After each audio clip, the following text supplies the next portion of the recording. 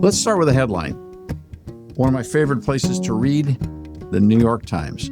MAGA natalism is doomed to fail.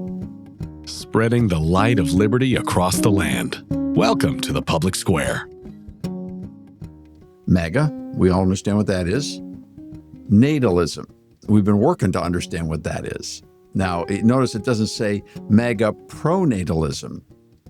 We've now gotten somehow into the two words mean the same thing. Pronatalism and natalism is doomed to fail. Natalism or pronatalism, as we've been talking about, were words that didn't even exist 50 years ago. And the idea behind natalism in the basic usage in modern language is that you're pro people having children. You're for human reproduction. The advocacy for childbearing is the way to define it online. So this is MAGA. So there's a lot to break down. Now, this is not a news piece. We will get to a New York Times news piece in just a moment about the same subject, which, interestingly enough, I believe was released the day after this editorial. Now, this is not a guest editorial. This is from an editorial writer from the New York Times. So it carries more weight in regards to the paper saying this is credible and so forth. But the basic theory, as I understand, or the premise of the headline is that, first off, MAGA, or whatever this loosely affiliated thing is, the Make America Great Again thing. You know, I have a problem with using the word movement. It's just so weird. But whatever MAGA is obviously natalistic, and their natalism is doomed to fail. Okay, that's a lot of weight in one headline. The author goes on to tell us why it just isn't, the idea of having children isn't going to work. So when you guys read this, it was Michelle Goldberg who did the article. And basically, she starts off by talking about Hungary and how the nation of Hungary has been on a pro-natalism quest for all of 5 or 6 years. And according to this author, it's already failed. Which tends to make me think that this author doesn't understand the science of what we're talking about here. The idea that there is a generational consequence that flows from a birth rate in a culture. Now, whether we're talking about a nation, a continent, or a globe, in the current situation, the science tells us that the entire globe is experiencing a crisis in human population. That there is, in fact, a continuing decade after decade diminishment of the birth rate, country by country. Some are slight, some are teetering in the balance, some have caved. Nations have absolutely dropped so far below the population replacement rate that their own scientists and demographers in these individual countries like China and others are basically saying, we're in deep trouble. We just extend out 5 decades, 50 years. And we're looking at populations that are dramatically lower. That's why I actually agree with the headline. MAGA natalism is doomed to fail. Fine, sure. Because we've been talking about this issue on the Public Square broadcast way before the term MAGA was coined by Trump. I mean, some say he stole it from Reagan. So I mean, maybe it was out there somewhere. But we've been talking about that way before Trump and MAGA. It's an issue that's global, first of all, and it's an issue that dates back decades and decades. So there's really no need to tie it to a current political movement, to use the term movement again. No, and as Michelle Goldberg writes, talking about Hungary in 5 or 6 years, it's the old saying, we didn't get here overnight. We're not getting out of this overnight. I mean, we're looking back decades and decades and decades to see the birth rate decline. It's going to take a while to build that back up. There's work to do. There's work to be done to make it increase. Well, we have to go back centuries to the bubonic plague across Europe to reach a point where the human population replacement level was in such jeopardy. And that took hundreds of years to recover from. And the question, of course, is, but that was not global. This is a global crisis. And it's particularly keen in Western countries. It's also devastating in China right now. China probably leads the way in the problem because for a generation, they held to a very tightly regulated view that Chinese families should only have one child. And in fact, they had a forced abortion policy that was devastating upon that culture. And so they drove the concept of the joy and the blessing of childbirth from the culture, and they virtually overcame nature by nurturing the thought that having children was the enemy. You were the enemy of the state, and you are actually the enemy of humanity. We have too many people, and you're the problem. Well, once that was driven into people with serious penalties, tragic consequences and penalties, suddenly they realized they goofed. That was the absolute wrong policy. Somebody didn't finish their math homework. And now they're in a situation where they're trying desperately to get people to have children. And the culture is basically fighting back, saying, hey, you're the same government who was trying to throw us in jail and telling us we had to kill unborn children just a few decades ago. We're not listening to anything that you say. Thank you very much. As much as you want to control things, there's some things you can't control.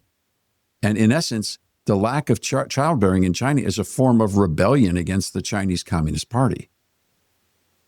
So what's interesting about what Michelle Goldberg does is she comes to America and looks at this and literally links the concept of being pro-child to being like Soviet Russia or the Nazi regime. Did you catch that linkage? I did when she listed that. And then in the following paragraph, she talked about the best thing that Trump could do is resign in concert with his entire administration. So we went from a policy where we're understanding we have a low birth rate, so does the rest of the world. If you want to have a high birth rate, you're looking at, Stalin or Nazi Germany, and then Donald Trump should resign. She took us all over the globe in a span of 4 sentences. That was wild. Yeah. Well, it literally says the best thing he could do to solve the birth rate, the fertility rate, is to resign.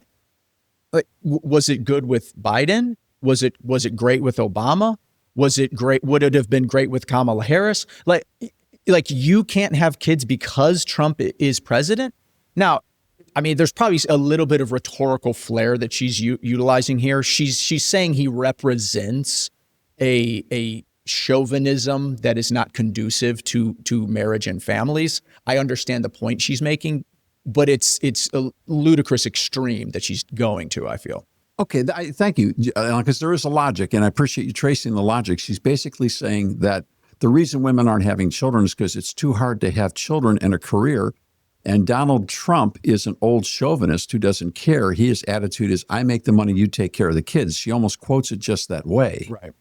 And therefore, because Donald Trump has made the concept of home and family so distorted, nobody wants a family. So if we get him out of the way, then we can have the conversation. Wow. I'm with you. That's really stretching the fabric on this one. And so it shows how, what the irony in the logic, however, is that she recognizes she can't overcome the science, even with the politics and even the emotionalism that's utilized here, that there's a problem. And perhaps she's pointing to even the greater problem, which is that feminism coming up as a derivative and maybe even part of an engine, or I'm not sure whether it was part of the engine or part of the derivative of the sexual revolution in the quest for female autonomy, in the sense of all autonomy, from God, from family, from tradition, from child rearing, bearing, and all of that. The concept of creating the complete autonomous female also has consequences. So autonomy has consequences at every level in which we basically move it through the human experience. And so now what she's basically saying is, okay, maybe we went a little far with this. And so what she's basically doing, the same thing that others have been doing on the left, is we can fix this with public policy, but what we've got to do is we've got to get more money to women, more benefits to women. And we have to now suddenly revitalize our feminism and say that the reason we're not having children is because you guys are making it too tough. Yeah, it does seem to me we're at the furthest reaches of seeing the fruit that feminism has borne. And we're saying the only way forward is more feminism. Yeah, it just seems to be the exact opposite. Recreated. Mm-hmm. Mm-hmm. Yeah. Well, she goes on to say, though, in the piece, in a better world than ours, our demographic troubles could easily be solved by immigration. And I'm like, well, those children have to be born somewhere to someone. Then they have to have kids. Yeah. In the So, next generation. These aren't robots coming out of factories that you're having shipped over from somewhere else. Yeah, I mean, these it are might real help. people. Yeah, it might help in the short term, but that's Correct. not a solve. She said easily solved. Right. It could be it does temporarily nothing for helped. generations. Yeah, it could be temporarily helped, but not easily solved. In a better world than ours. Wait just a second. Yeah. What an artful way of introducing utopianism. And saying I hate reality. And while I'm hating reality, let me just go ahead and default to utopianism and sit over here on the side and play an intellectual yo-yo game here. Yeah. Well, it's funny you keep going in that paragraph. She goes, indeed, shrinking, aging societies with their depressing lack of dynamism may be particularly bad at absorbing newcomers. That's just a long way of saying old people are xenophobic racists. I think that's what she wants to say. You old, boring people are racist and xenophobic. And boy, you guys, you have to have, I hope you'll have mercy with me on this one, because I realize now that you come to a place in life where your illustrations are dated. And so you can't not sound like the dusty old guy in the room. The reason that Goldberg's position is so bizarre at this point is because the old people in America, people that are 60 and older, have direct connections to immigrants at levels that almost no other generation does. And so the idea that we're going to be the get off my land, get out of my backyard people is ludicrous, because these folks remember the power of immigration and the necessity of it. So that's just what happens when you start from the current data and you don't consider even a generation back. But in essence, what you have is an anti-Trump, anti-political, anti-whatever rhetoric, anti-Hungary, anti-everything, anti-Vance. Okay, but she can't beat the science.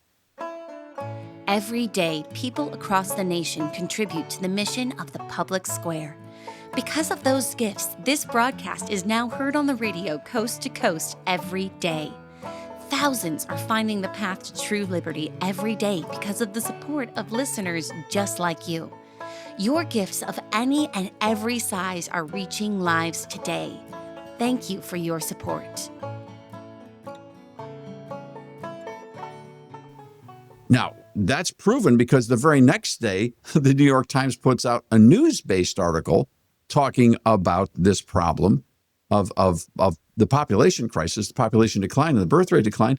And they reestablish in the news section all the same documentation that we've been talking about for over 20 years. The fact that the crisis is real. And when you strip the politics out of it, now we have an opportunity for a little broader conversation. Well, it's very real. And you talk about the science of it. And I think that's the part that frustrates Michelle Goldberg at times, because, she says there's a common factor in countries where birth rates are cratering. They are most always places that are both modern and highly patriarchal. She says multiple places in the piece, the frustration, it seems to be that women are the ones that have to have the baby. That's the science of it all. There's nothing we can do about that. That's how we were created by the Almighty. And the fact that that's how it goes, that's where she takes issue at times. Well, now, Rob, I hear you. And when we say there's nothing that we can do about that in the natural order, I feel someone knocking at the door, because what we've got is a situation where it sounds like the Matrix is about to show up. We have red pills and blue pills, or 1984, or That Hideous Strength, or Brave New World, because there are serious conversations going on in the scientific community about basically creating children outside of a mother carrying the child to term in vitro. In other words, test tube babies that become artificial womb babies that become, in essence, babies that are not carried by pregnancy. Now, that's a whole nother world.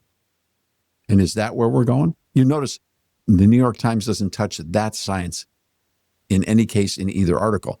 My question is, are we being sandbagged? Are they actually now joining in this debate so that they can flip the debate when the science gets to the level where they can begin to experiment fully on artificial childbirth? Well, someone's going to have to raise those kids too, though. Somebody has to raise them. Somebody's got to care for them. So that could very well be, but we're still going to be back to who raises the kids and how. Yeah. A line from the Goldberg piece. Many women, it appears, simply don't want to get stuck with all the domestic drudgery that comes with raising children. And there's little evidence that state subsidies can make traditional social arrangements more appealing. Listen, raising kids it's not easy. Not easy. No one's ever going to say that, but it's going to be the most rewarding job someone's going to have in their life in the long run. Especially when it comes to dental bills. But what is it? The days are long, the years are short. I mean, we're a living example. I have 2 teenagers in my house right now, and you kind of blink and where to go. Was it easy? No, it's still not easy at times, but it's the most rewarding job we will ever have. And I think back to when my son was born, when RJ was born, and Rachel before that, but I can remember vividly being in the delivery room and the doctor placing RJ on her chest. And she just embraced him and said, "Oh, sweetheart." And it was like, that was the moment. Of course, she'd been a mom since conception, but that was the moment she got to hold her child in her arms as a mom for the first time. And I'm like, wow, I believe she was created for that. She was made for that, to be a mom. Well, it's kind of hard to argue whether you accept a personal creator or whether you're simply a naturalist. There's nothing in nature that exempts the process that you're talking about. Look everywhere you are in the biological order, whether you're looking at botany, whether you're looking at fish, whether you're looking at, there's just humans, this sense of the coming together of the genders for the creation and the recreation of the species.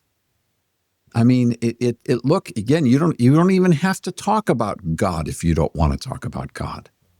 We're talking now about survival. I got to kind of believe that if Darwin was here, he'd be sitting in our studio right now, trying to explain to people, you're missing something here that's real vital. You're missing the science. I agree. And I do think there are some positive signs about this. The Goldberg piece in the New York Times says women don't want to get stuck with all this drudgery. And I do think there's some truth to that. I'll get to a couple of sentences in her piece that I agree with. But I wanted to bring something to the table. Dave, you sent around this U.S. Chamber of Commerce piece, Understanding America's Labor Shortage. You sent this around, and it says, in May of 2022, the Chamber of Commerce surveyed unemployed workers, and it said 19% have transitioned to homemaker. So that's not necessarily a forced transition. These are people who have decided that they actually want to stay home and raise their kids. Rob mentions Rachel. This whole conversation makes me think of my wife, of Joanna. And when we were about to get married, she just made an offhand comment. She said, I don't really know if I want to have kids. She was in her early 20s at this point.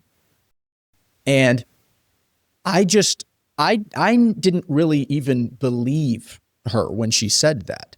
And it got to the point where my dad took me out for breakfast or lunch, and he knew we were getting serious about getting married. And he said, "Hey, he felt his grandkids slipping away. Okay." He's like, "Are you sure that you want to do this?" She says she don't have children. And I just wasn't concerned about it. Maybe because I was stupid and young at the time myself.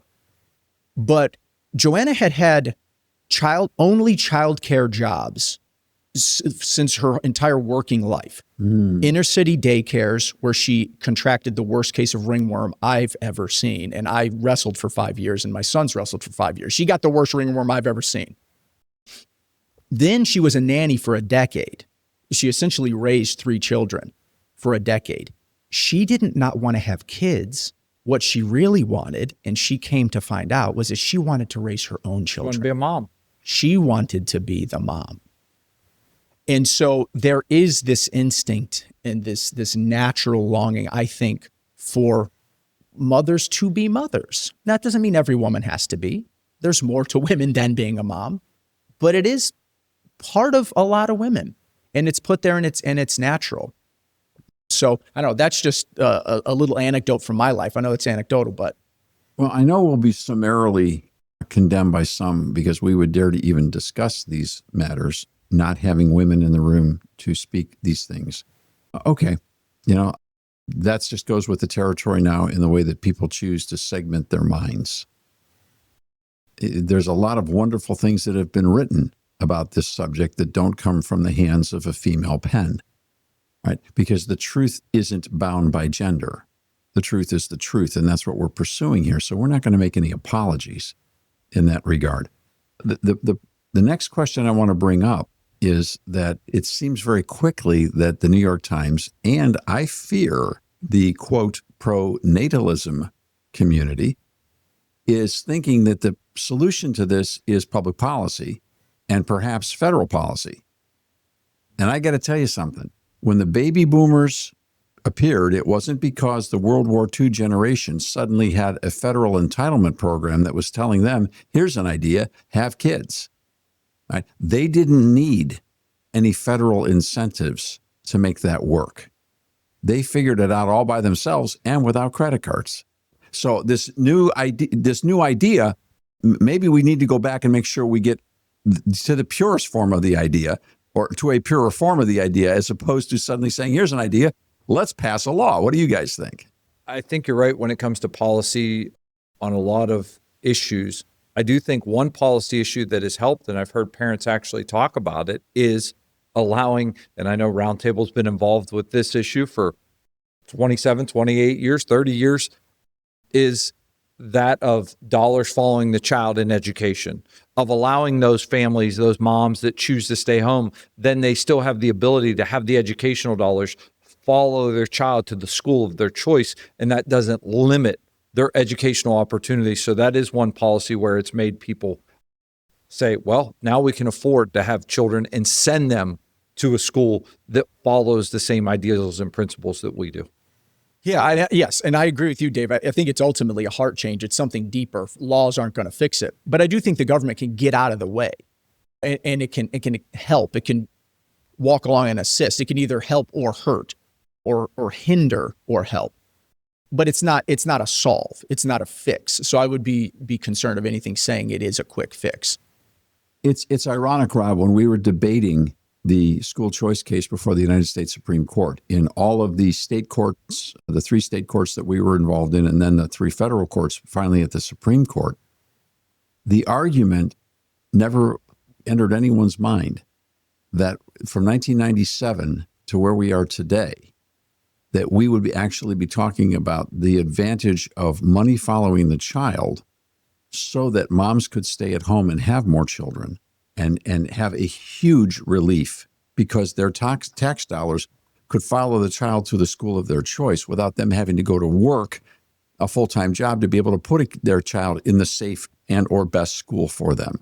No one really stopped to run that the whole way down the line, particularly in the context of this is going to be really important because by the time we get to 2025, we're going to be in a national population crisis, and we're going to need all the moms we can find. That's why you don't know the battles that you fight today, how they're going to pay off 30 years from now. Can I say one thing that I do generally agree with about this New York Times piece? You know, we've Sure. bashed it around quite a bit, and I think rightfully so, but there is something I agree with. She writes, we should aim to create a society where people generally feel optimistic enough about the future to want children and secure enough to have them. I think I generally agree with that statement, that sentiment.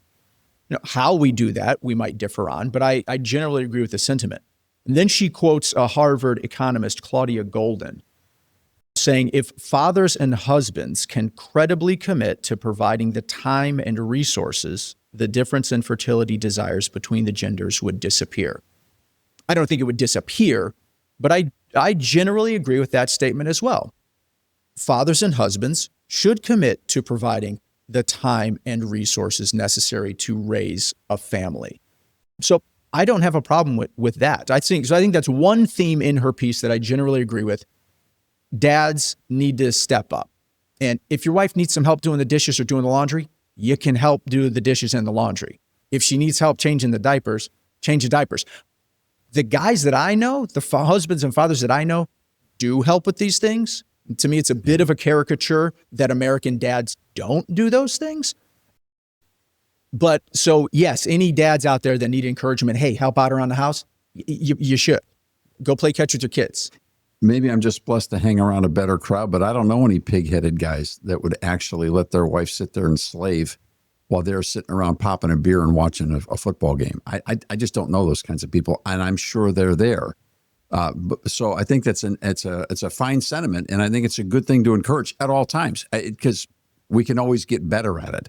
Yes. But I just thought that was maybe slightly overshadowed by the idea that her real idea was if we just get rid of Donald Trump, then women will start having children. That was the again. last line. That was the last line in the piece. That was the headline and the close. Yeah. If Donald Trump would go away, we'd just be having kids. Hey, if that would work, I would encourage him to step down. Yeah, if we'd have an actual baby boom when Trump left office, yeah, fine, go ahead.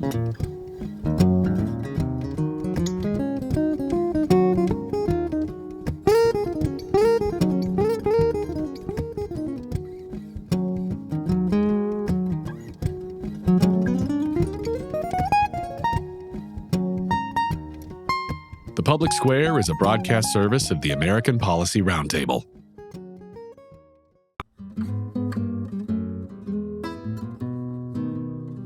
Have you ever wondered how far reading can take a child? Could the love of discovery inspire a young life to climb to new heights? Meet William, a young boy who loved to read. He read every book in his house and then went looking for more. His story is a true story of how a young boy grew into one of America's most respected scholars, and it all began because he loved to read. The Front Steps is a true telling of how this young child overcame obstacles and barriers and kept climbing. Reading this story as a family will inspire young and old alike to celebrate the joy of reading and a love for history. Kids on the Square is delighted to present The Front Steps, an original work and a true story from the family life of William B. Allen. This is a children's book that every parent and grandparent should have for their kids and grandkids. You can order your copy today at thefrontstepsbook.com. 100% of the proceeds from The Front Steps go to help Kids on the Square help more families find the joy of reading. Get your copy of The Front Steps today at thefrontstepsbook.com.